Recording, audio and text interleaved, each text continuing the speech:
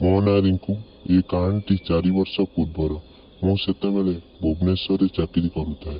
ମୁଁ ଆଉ ମୋ ସାଙ୍ଗମାନେ ଗୋଟେ ରୁମ୍ ନେଇକି ରହୁଥିଲୁ। ମୋର ପିଲାବେଳର ଗୋଟେ ସାଙ୍ଗ ଭୁବନେଶ୍ୱରରେ କଲ୍ ସେଣ୍ଟରରେ ଚାକିରି କରୁଥିଲା। ତା ନାଁ ସାଗରିକା ଥିଲା।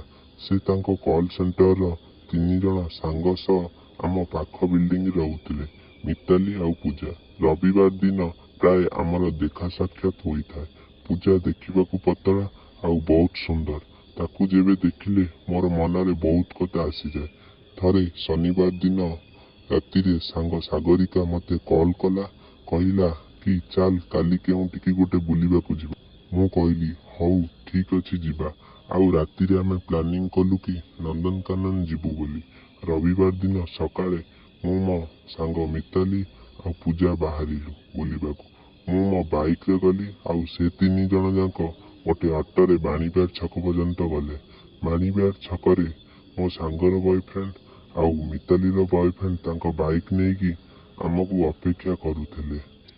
ଆମେ ସବୁ ବାଇକ୍ରେ ବାହାରିଲୁ। ସାଗରିକା ଆଉ ମିତାଲି ତାଙ୍କ ବୟଫ୍ରେଣ୍ଡ ସହ ବାଇକ୍ରେ ବସିଲେ ଆଉ ପୂଜା ମୋ ସହ ବାଇକ୍ରେ ବସିଲା। ଅଧା ବାଟ ଆମେ ଚୁପଚାପ ରହିଲୁ। ତାପରେ ମୁଁ ତାକୁ ପଚାରିଲି କି ତୁମର କ'ଣ କେହି ବୟଫ୍ରେଣ୍ଡ ନାହାନ୍ତି? ସେ ମନା କଲା କି ମୋର ବୟଫ୍ରେଣ୍ଡ ନାହିଁ। ତାପରେ ଏମିତି କଥାବାର୍ତ୍ତା ହୋଇକି ଆମେ ନନ୍ଦନକାନନ ପହଞ୍ଚିଲୁ। ସେଠାରେ ଆମେ ବୁଲାବୁଲି କରି ବୋଟିଂ ପାଇଁ ଗଲୁ। ମୁଁ ଯିବାକୁ ମନା କଲି, କାହିଁକି ନା ମୋତେ ଲାଗିଲା କି ପୂଜା ବୋଧେ ମୋ ସହ ବୋଟିଂ କରିବାକୁ ଇଚ୍ଛା ନାହିଁ। କିନ୍ତୁ ସାଗରିକା ଆମକୁ ବାଧ୍ୟ କଲା ଯିବା ପାଇଁ, ତେଣୁ ମୁଁ ରାଜି ହେଲି। ମୁଁ ପୂଜା ଗୋଟେ ବୋଟ୍ରେ ବସିଲୁ ଆଉ ଭିତରକୁ ଗଲୁ। କିଛି ସମୟ ପରେ ଏମିତି ଚୁପଚାପ ବସିଲା ପରେ ମୁଁ ପୂଜାକୁ କହିଲି କି ତୁମେ ମୋତେ ବହୁତ ଭଲ ଲାଗୁଛ, କିନ୍ତୁ ମୁଁ କେବେ ତୁମକୁ କହିବାକୁ ସାହସ କରିନାହିଁ। ସେଠୁ ପୂଜା କହିଲା, ମୁଁ ବି ତୁମ ବିଷୟରେ ବହୁତ ଶୁଣିଛି ସାଗରିକାଠୁ। ଏମିତି କଥା ହଉ ହଉ ମୁଁ ତାକୁ କହିଲି କି ଯଦି ତୁମେ ଖରାପ ନ ଭାବିବ ତେବେ ଗୋଟେ କଥା କହିବି। ସେ କହିଲା କୁହ। ଖରାପ କ'ଣ ଭାବିବାର ଅଛି? ସେଠୁ ମୁଁ ତାକୁ ପ୍ରପୋଜ କଲି। ସେ ଚୁପ୍ ହୋଇଗଲା ଆଉ ଅନ୍ୟ ପଟକୁ ମୁହଁ ବୁଲେଇକି ବସିଲା। ମୁଁ ତାକୁ କହିଲି କି ଯଦି ତୁମକୁ ଖରାପ ଲାଗୁଛି କି ତୁମ ଇଚ୍ଛା ନାହିଁ ତେବେ ମୁଁ କ୍ଷମା ମାଗୁଛି କହି ଚୁପ୍ ମାରିକି ବସି ପଡ଼ିଲି। ସେଠେ ସେ କହିଲା କି ନା ସେ କଥା ନୁହେଁ, କିନ୍ତୁ ମୁଁ କେବେ ଏମିତି ସମ୍ପର୍କରେ ବାନ୍ଧି ହୋଇନି ଆଉ ଆମ ଘରେ ପ୍ରେମ ସମ୍ପର୍କ ବିରୋଧରେ ସମସ୍ତେ, ତେଣୁ ମୁଁ ଟିକେ ଚିନ୍ତାରେ ଅଛି। ମୁଁ କହିଲି କି ତୁମ ଘର ଲୋକଙ୍କୁ ଜଣା ପଡ଼ିଲେ ସିନା ତୁମ ଉପରେ ରାଗିବେ। ଯଦି ତୁମେ ଚାହିଁବ କି କେହି ନ ଜାଣନ୍ତୁ ତ ଠିକ୍ ଅଛି, କାହାକୁ ଜଣା ପଡ଼ିବ ନାହିଁ। ଆମେ ସିକ୍ରେଟ୍ ରଖିବା। ତାପରେ ମୁଁ ତା ମୋବାଇଲ ନମ୍ବର ନେଲି ଆଉ ମୋ ନମ୍ବର ଦେଲି। ସେଦିନ ବୁଲାବୁଲି ସାରିକି ଆମେ ଗୋଟେ ଢାବାରେ ଖାଇଲୁ ଆଉ ସନ୍ଧ୍ୟାରେ ରୁମକୁ ଫେରିଲୁ। ରାତି 10ଟାରେ ପୂଜା କଲ୍ କଲା ଆଉ କହିଲା କି ଆମେ ଯାହା କରିବାକୁ ଯାଉଛୁ ତାହା କ'ଣ ଠିକ୍ ତ? ତାପରେ ମୁଁ ତାକୁ ବୁଝେଇଲି କି କିଛି ଅସୁବିଧା ହବନି କି କାହାକୁ କିଛି ବି ଜଣା ପଡ଼ିବ ନାହିଁ। ତାପରେ ଆମେ ସବୁଦିନ ରାତିରେ କଥା ହେଉ। ଏମିତି ଗୋଟେ ରବିବାର ଦିନ ମୁଁ ତାକୁ ଡାକିଲି ଆଉ ଆମେ ପାର୍କ ଗଲୁ। ସେଠାରେ ଆମେ କିଛି ସମୟ ବସିଲୁ। ତାପରେ ମୁଁ ତାକୁ କହିଲି କି ମୁଁ ତୁମକୁ କିସ୍ କରିବାକୁ ଚାହେଁ। ପ୍ରଥମେ ମନା କଲା, କିନ୍ତୁ 2ରୁ 3 ଥର କହିଲା ପରେ ରାଜି ହେଇଗଲା। ମୁଁ ତାକୁ କିସ୍ କଲି। କିସ୍ କରିବା ସମୟରେ ମୁଁ ମୋର ଗୋଟେ ହାତ ତା ଦୁଧ ଉପରେ ଧୀରେ ଧୀରେ ରଖିଲି। ସେ କିଛି କହିଲା ନାହିଁ। ତାପରେ ମୋ ସାହସ ବଢ଼ିଲା। ମୁଁ ଧୀରେ ଧୀରେ ତା ଦୁଧକୁ ଟିକେ ଚିପିଲି। ସେ ମୋ ହାତ ଟାଣି ବାହାର କରିଦେଲା। ତାପରେ ସେମିତି କିସ୍ କରୁ କରୁ ପୁଣି ତା ଦୁଧକୁ ଟିକେ ଚିପିଦେଲି। ତାପରେ ସେ କହିଲା କି ଏସବୁ ଭଲ ନୁହେଁ। ମୁଁ ତାକୁ ବୁଝେଇଲି କି ଏସବୁରେ କିଛି ପ୍ରୋବ୍ଲେମ୍ ନାହିଁ ଆଉ ଏସବୁ ଗୋଟେ ନର୍ମାଲ କଥା। ସେ ଟିକେ ଅରାଜି ହେଲା ଭଳି ଦେଖାଗଲା, କିନ୍ତୁ ମୁଁ ତାକୁ ଫୋର୍ସ କଲି ଆଉ ତା ଦୁଧକୁ ଚିପିଲି। ଧୀରେ ଧୀରେ ତା ଡ୍ରେସ୍ ଭିତରେ ହାତ ପୁରେଇ ତା ଦୁଧକୁ ଚିପିଲି। କେତେ ନରମ ନରମ ଦୁଧ ତାର। ମୋତେ ସ୍ୱର୍ଗ ସୁଖ ମିଳିଲା ଭଳି ଲାଗିଲା। ସେଦିନ ସେତିକି ହେଲା। ଆଉ ରାତିରେ ସେ କଲ୍ କଲା ଆଉ କହିଲା ଆଜି ଯାହା କଲ ସେଟା ମୋତେ ଭଲ ଲାଗିଲା ନାହିଁ। ମୁଁ ତାକୁ ବୁଝେଇଲି କି ସେସବୁ କିଛି ଖରାପ କଥା ନୁହେଁ। ଗୋଟେ ପ୍ରେମିକା ଆଉ ପ୍ରେମିକ ଭିତରେ ଏସବୁ ନର୍ମାଲ କଥା। ବହୁତ ସମୟ ବୁଝେଇଲା ପରେ ଯାଇକି ସେ ବୁଝିଲା। ତାପରେ ଧୀରେ ଧୀରେ ଏମିତି ଦିନ ବିତି ଚାଲିଲା ଆଉ ମୁଁ ତାର धीरे धीरे ताकू सेक्स सम्बन्धरे कथबार्ता आरंभ कली। थरे मु ताकू कहली कि चल गोटे थर सेक्स करी देखिबा। से कहला देखिबा कथा कला बेड एते मजा लगुची ता सेक्स कले केते मजा न आसीबो। से कहला कि जदी किछि प्रॉब्लम हे गला ताले कौन हेबो। मु ताकू बुझेइली कि प्रोटेक्शन सहित कले किछि असुविधा हेबो नै। तापरे जाई कि से राजी हेला।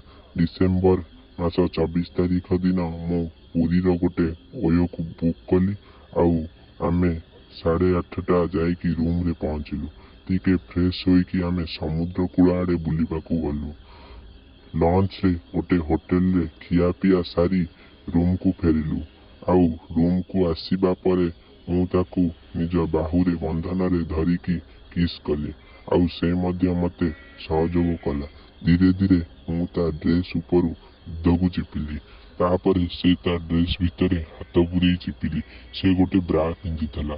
ता ब्रा उपरु मु ता दुधकू साउलिली। से देखी आखि बंद करी जोरे जोरे निश्वास नेउथला। किस करू करू अचानक से मते बहुत जोरे कुंढेई की धरिला आउ बहुत जोरे निश्वास नेला। मु भी ताकू कुंढेई धरिली। से टिके नॉर्मल हैला परे मु धीरे धीरे ता ऊपरे टॉप ता बाहर करदेली। से लाजरे हाथ ता दूध ऊपरे रखीदेला। मु ताकू पुणी ता पैंट टाकू भिड़ी बाहर करदेली। से एबे केवल ब्रा आउ पैंट रे छिड़ा होइतला। गोटे हाथ रे ता दूध को आउ अन्य हाथ रे ता बिया को लुचेबा को चेष्टा करुथला।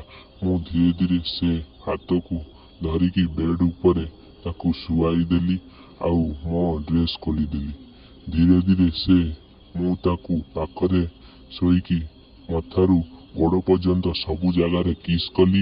एबे से पूरा आउट ऑफ कंट्रोल हो जाइतला। तापरे मु ता पछपटकू हाथ नेकी ता ब्रा खोली देली। से मना करुथला किंतु मु ताकू छाड़िबा लोक नुह। कि सुंदर दूध जोड़िक होइतला। गोरा तक तक मांस पिंडुड़ा ऊपर दुईटी कला कला भुंडी। मु संभाली न पारी सीधा ता दूधकू मुहरे पूरी चुचुमिली। से आउ असंभाला अवस्था रे थिला। तापरे मु पुणी ता पैंट को बाहर करदेली। से गोलापी बियाटा गोटे भी बाला नाई। बेदे बोधे पूर्वर सेविंग करी आसीथिला। ता बिया को साउली आनिली बेले से जोरे जोरे चित्कार नेला। धीरे धीरे मु ता बियारे आउसिली। से जोरे जोरे चित्कार नेउथिला।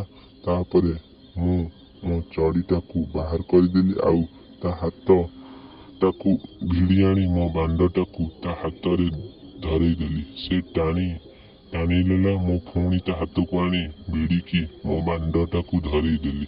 से धरिला आउ आग पछ कला। तापरे मु ताकू कानारे कहली बांडटा को चुचुमिबो ताई। से प्रथम मना कला किंतु टिके फोर्स कला परे बांडटा को पाटी रे पूरी की चुचुमिला। जेमिति चुचुमा चुचुमी मोर बीज बाहरी पड़िला आउ ता पाटी रे पशिगला। संगे संगे से पाटी को बाहर करी थू थू करी सबू बाहर कला आउ बाथरूम जाइकी पाटी धोईकी आसिला। से मते रागी की देखुतला। मु संगे संगे ताकू निज आड़कू भिड़ी आनिली। से दूरेबा को चेष्टा कला किंतु मो बाहु बंधन रु बाहरी पारिला नाई। मु ताकू किस कली आउ बेड ऊपर सुआई देली। ता बेक दूध पेट जंग सबू चुचुमिली आउ ता बिया को हाथ रे घसीली। से गरम होईकी आसुथला। मु ता बिया को हाथ रे फोड़ी देली। जीभरे चाटिली। ता देहरे गोटे सिहरण खेलीगला आउ जोरे जोरे निश्वास नेला। मु तापरे अनवरत ता बिया को चाटिली। से खाली आह उह आह होउथाए किंतु समय परे से पूरा भिड़ी होईकी रहिला आउ बहुत जोरे जोरे निश्वास नबा आरंभ कला। मु जानिगली जे एबे से बोधे पानी छाड़िबो। मु आहुरी जोरे जोरे बिया को चाटिली। से गोटे जोरे चित्कार कला आउ बियारू पानी छाड़ीदेला। मोर चेहरा पूरा ओदा होईगला। तापरे से निस्तेज होईकी पड़िला। मु पुणी ता दूध को चुचुमिली आ गोटे हाथ रे ता दूध को चिपिली। से धीरे धीरे पुणी गरम हैला आउ जोरे जोरे निश्वास नेला। मु आउ डेरी न करी ता बिया को फोड़िली आउ सेतिरे टिके ବେସ୍ଲିନ୍ ଲଗେଇ ଦେଇ ଆଉ ମୋ ବାଣ୍ଡଟାକୁ ବିଆ କଣା ପାଶରେ ରଖି ଟିକେ ଘଷିଲି। ସେ ପୁରା ଗରମ ହୋଇକି ସଁ ସଁ ଶବ୍ଦ ବାହାର କଲା। ମୁଁ ଜମା ଭିତରକୁ ପୂରେଇଲି ନାହିଁ। ସେ ନିଜେ ନିଜେ ଗାଣ୍ଡିକୁ ଉପର ଆଡ଼କୁ ଉଠେଇବା ଆରମ୍ଭ କଲା। ସେ ଯେତେ ଚେଷ୍ଟା କଲା ବି ମୁଁ ଜମା ପୂରାଉ ନଥିଲି। ତେଣୁ ସେ କହିଲା, ଆଉ ସମ୍ଭାଳି ହଉନି, କ'ଣ ଗୋଟେ କର। ତାପରେ ମୁଁ ବାଣ୍ଡକୁ ଆଗକୁ ତାକୁ ତା ବିଆ କଣା ପାଖରେ ସେଟ୍ କରି ଗୋଟେ ଭିତରକୁ ପୂରେଇବାକୁ ଚେଷ୍ଟା କଲି, କିନ୍ତୁ ବାଣ୍ଡ ଭିତରକୁ ପଶିଲା ନାହିଁ। ତାପରେ ଆଉ ଗୋଟେ ଜୋର ଦେଇକି ଭିତରକୁ ଯେମିତି ପୂରେଇଛି ସେମିତି ଠେଲିବାକୁ ଚେଷ୍ଟା କଲା, ଆଉ ଆଖି ତାଡ଼ିକି ରହିଗଲା। ତାପରେ ମୁଁ ମଧ୍ୟ ଆଉ ଟିକେ ଜୋର ଯେମିତି ଲଗେଇଛି ସେ କାନ୍ଦି ପକାଇଲା, ଆଉ କହିଲା, କେ ବାହାର କରିଦିଅ, ମୁଁ ମରିଯିବି। ମୁଁ ଟିକେ ରହିଗଲି, ଆଉ ତାକୁ କିସ୍ କଲି, ଆଉ ସେମିତି କିସ୍ କରୁ କରୁ ଗୋଟେ ଜୋର ଧକ୍କା ଦେଇଦେଲି। ଅଧା ବାଟ ବାଣ୍ଡ ଭିତରକୁ ପଶିଗଲା। ମୁଁ ପାଟିରେ ତାର ଚିତ୍କାର ବାହାରୁ ପଡ଼ିଲାଣି, କିନ୍ତୁ ସେ ଛାଟିପିଟି ହେଉଥିଲା, ଆଖିରେ ଲୁହ ବାହାରି ପଡ଼ୁଥିଲା। ମୁଁ ସେମିତି ବାଣ୍ଡକୁ ଭିତରେ ରଖିଲି, ଆଉ ତାକୁ କିସ୍ କରୁଥାଏ। ତା ମଥାକୁ ଆଉଁଶୁଥାଏ। କିଛି ସମୟ ପରେ ତା ବିରଧ ଯେମିତି କମିବାକୁ ଲାଗିଲା। ଆଉ ଗୋଟେ ଷ୍ଟ୍ରୋକ୍ ମାରିଲି। ମୋ ବାଣ୍ଡ ପୁରା ଭିତରକୁ ପଶିଗଲା। ଏଥର ସେ ବହୁତ ଜୋରରେ ଚିତ୍କାର କଲା, ଆଉ ଜୋରେ ଜୋରେ କାନ୍ଦିଲା। ମୁଁ ତାକୁ ପୁଣି କିସ୍ କଲି, ଆଉ ଧୀରେ ଧୀରେ ତାକୁ ବି ମଜା ଆସିଲା। ମୁଁ ଧୀରେ ଧୀରେ ଭିତର ବାହାର କଲି। ଏଥର ତାକୁ ବହୁତ ମଜା ଆସିଲା, ଆଉ ସେ ମତେ ବିଡ଼ି ଧରିକି ଘିଁ ଖାଇଲା। 5 ମିନିଟ୍ ଘେଇଁବା ପରେ ତାର ପାଣି ବାହାରିଲା। ତାପରେ ସେ ନିସ୍ତେଜ ହୋଇ ପଡ଼ିଗଲା। ମୁଁ ତା ପୁରା ଗରମ ଥିଲି ତାକୁ ନିର୍ଘାତ ଘେଇଁଲି। ସେ ବିଡ଼ି ହେଉଥିଲା, କିନ୍ତୁ ମୁଁ ତାକୁ ଜାବୁଡ଼ି ଧରିକି ଘେଇଁ ଚାଲୁଥାଏ। 25 ମିନିଟ୍ ପରେ ମତେ ଲାଗିଲା କି ମୋର ବାହାରିବ ବୋଲି ମୁଁ ବାଣ୍ଡକୁ ବାହାର କରିକି ତା ପାଟିରେ ସବୁ ବୀର୍ଯ୍ୟ ପକେଇଦେଲି। ସେ ପିଇଗଲା, ଆଉ ତାର ସାଢ଼େ ଉପରେ ଶୋଇ ପଡ଼ିଲି। କିଛି ସମୟ ଶୋଇବା ପରେ ମୁଁ ତାକୁ ଉଠେଇକି ବାଥରୁମ୍ ଗଲି, ଆଉ ଫ୍ରେଶ୍ ହୋଇଗଲି। ବାଥରୁମ୍ରେ ବାହାରି ପଡ଼ିଲା ଦେଖି ଉଠିବାକୁ ଚେଷ୍ଟା କରୁଥିଲା, କିନ୍ତୁ ଉଠି ପାରୁନଥିଲା। ମୁଁ ତାକୁ ଉଠେଇକି ନେଲି, ଆଉ ସେ ଚାଲି ବି ପାରୁନଥିଲା। ମୁଁ ତାକୁ ଧରିକି ବାଥରୁମ୍ ନେଲି, ଗଲି। ସେ ପରିସ୍ରା କରିବା ପାଇଁ ବସିଲା, ଆଉ ପରିସ୍ରା କଲା। ତା ବିଆରୁ ରକ୍ତ ଥୋପ୍ ଥୋପ୍ ହୋଇକି ପଡ଼ିଲା। ସେ ଡରିକି କାନ୍ଦିଲା। ମୁଁ ତାକୁ ଧୁଆଧୁଇ କରି ବେଡ୍ ଉପରକୁ ଆଣିଲି, ଆଉ ତାକୁ ବୁଝେଇଲି କି ପ୍ରଥମ ଥର ସେକ୍ସ କଲେ ଏମିତି ଟିକେ ରକ୍ତ ବାହାରେ, ଆଉ ସେଟା କିଛି ଅସୁବିଧା ନୁହେଁ।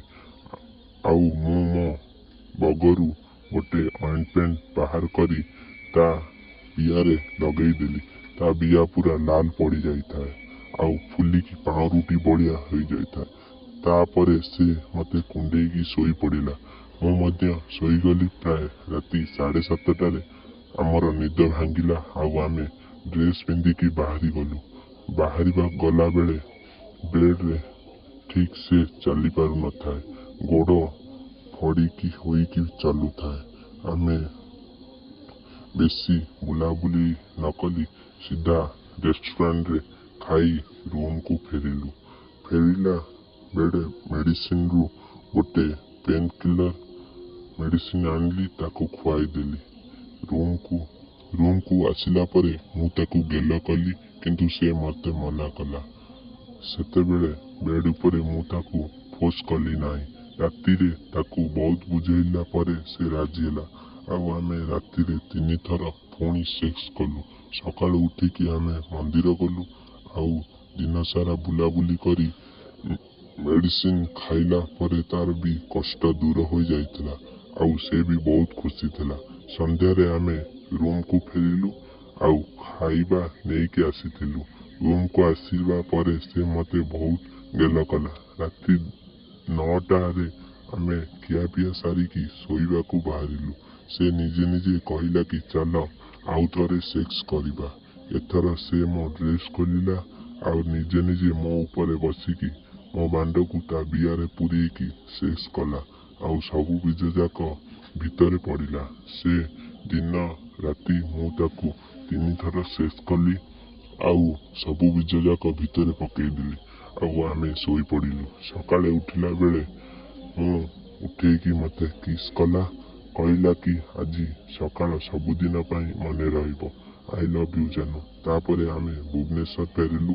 ତାପରେ ବହୁତ ଥର ଆମେ ଗିଁ ହେଇଛୁ।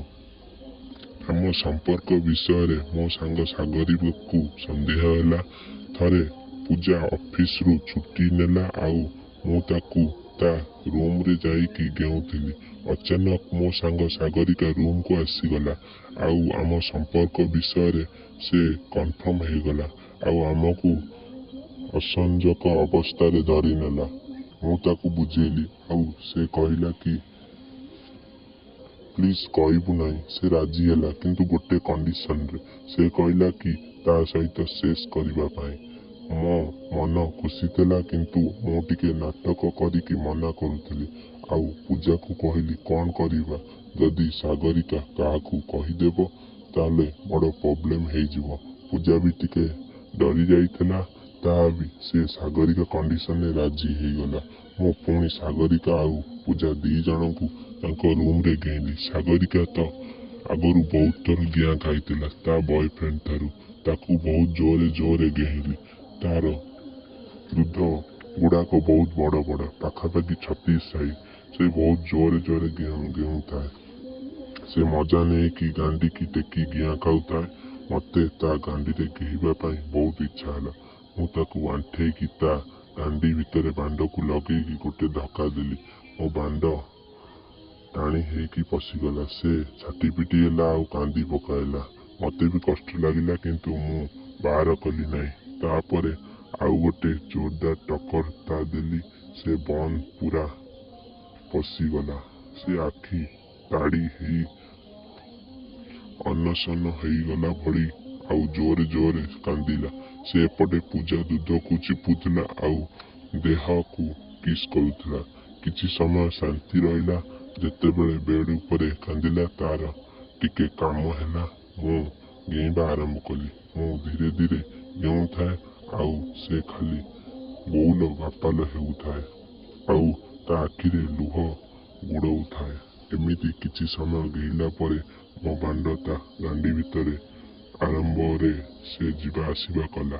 ତାପରେ ମୁଁ ନିର୍ଘାତ ଗେଇଲି। 15 ମିନିଟ୍ ଗେଇବା ପରେ ମୋ ବୀଜ ବାହାରି ପଡ଼ିଲା ଆଉ ସେ ସବୁ ବୀଜ ଯାକ ଗାଣ୍ଡି ଭିତରେ ରହିଲା।